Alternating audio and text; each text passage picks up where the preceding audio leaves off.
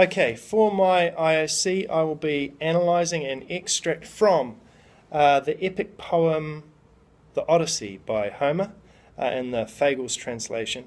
My extract is from Book 1, roughly lines 386 down to 419. And the context of this extract is Penelope, the wife of Odysseus, who is waiting at home and wondering if he's dead or alive. She's upstairs, she's listening to suitors downstairs partying and having a wonderful time at her expense. And she hears a song being played by one of the bards, and she comes down and is very upset.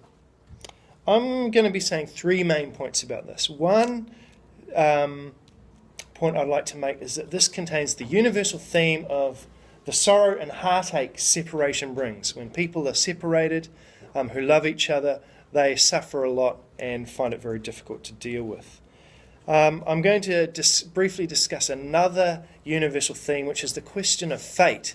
You know, do we have free will, and can we choose our own destiny, or do gods or some other agent of destiny sort of decide our fates for us?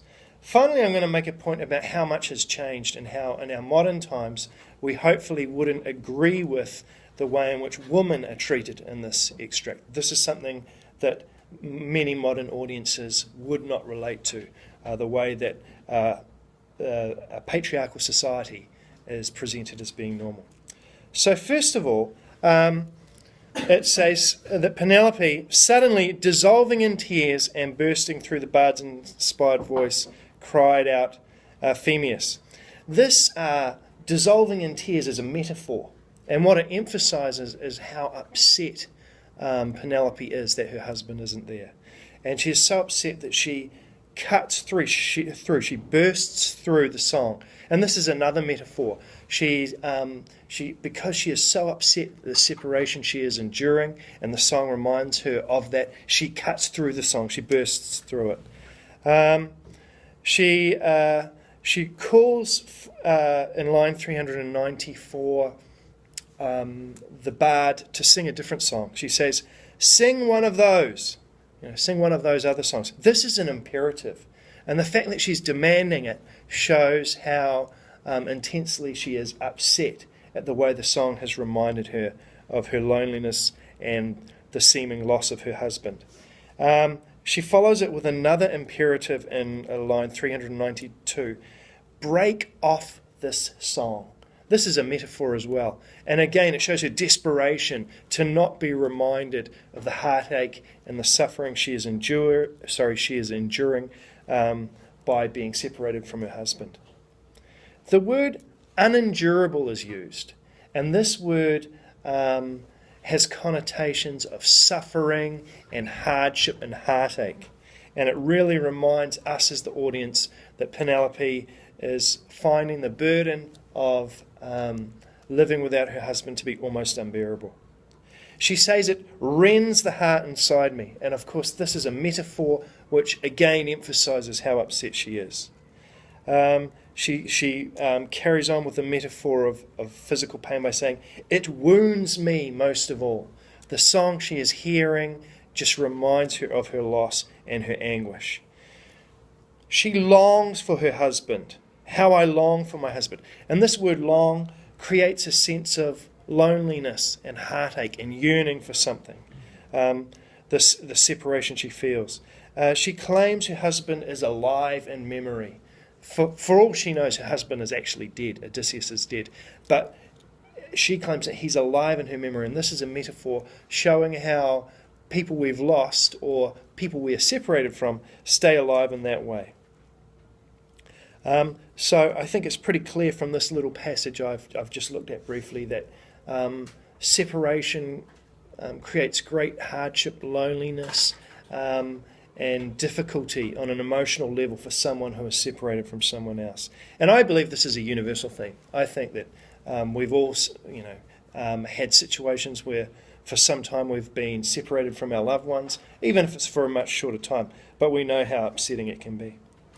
In the next section, I think another idea really comes through, and that's the idea of fate and destiny.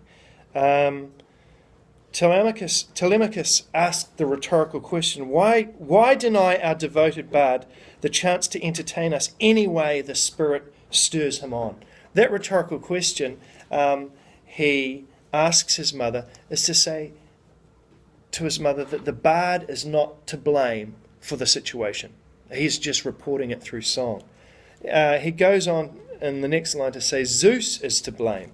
Now this is antithesis. The bards are not to blame, Zeus is to blame. So it's suggesting that there's a higher power that is ordering fate.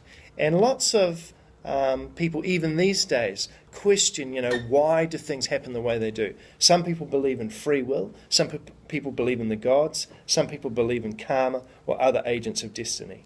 To Telemachus, it's Zeus, the king of the gods, who is ordering everything. And he says that Zeus can do whatever he can. He deals to any labour on this earth, whatever doom he pleases.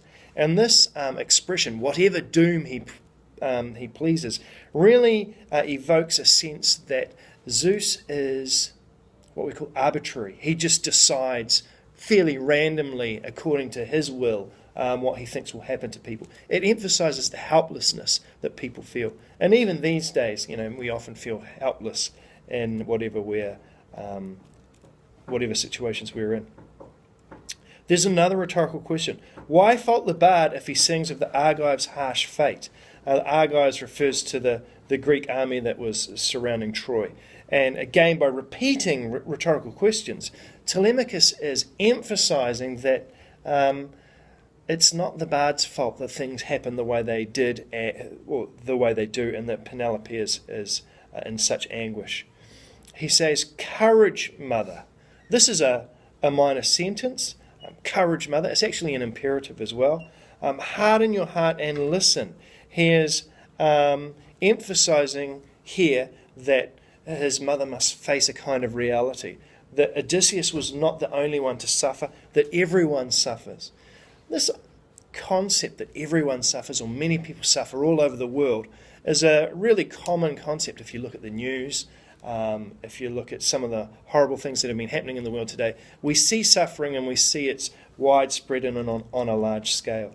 Telemachus makes an allusion to Troy.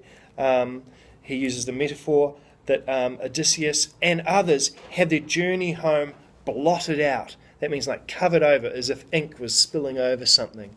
So it really shows that fate was outside of the hands of Odysseus and the others who were trying to return home from Troy.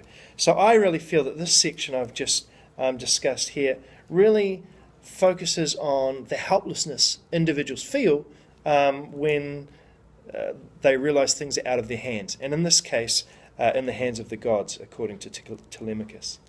This next section from So Mother, in line 409, down to Sleep in 419, I believe really highlights something that's quite different for us.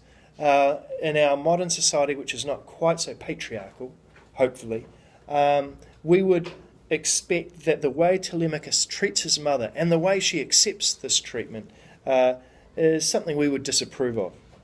So, mother, go back to your quarters. This imperative really positions Telemachus as being in charge because he's a man. Tend to your own tasks, another imperative.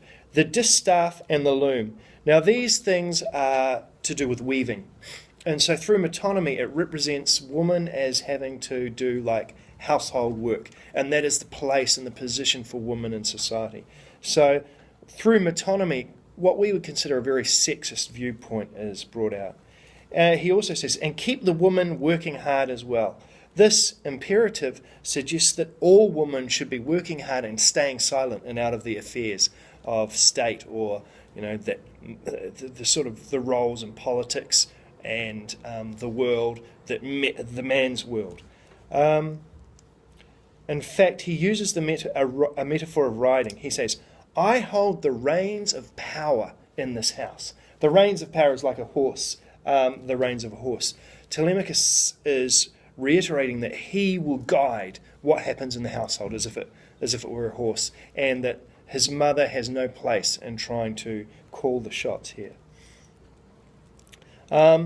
The word astonished is used, and this word has connotations of great surprise and almost shock. But I don't believe here in context that this is seen as a negative. Penelope is not astonished in a bad way. She's not it doesn't say she's horrified. It doesn't say she's disgusted. She's astonished in a way that her son is becoming a man, in the sense of manhood in this time. I think perhaps from the context that she's quite happy to have been bossed around by her son in this way.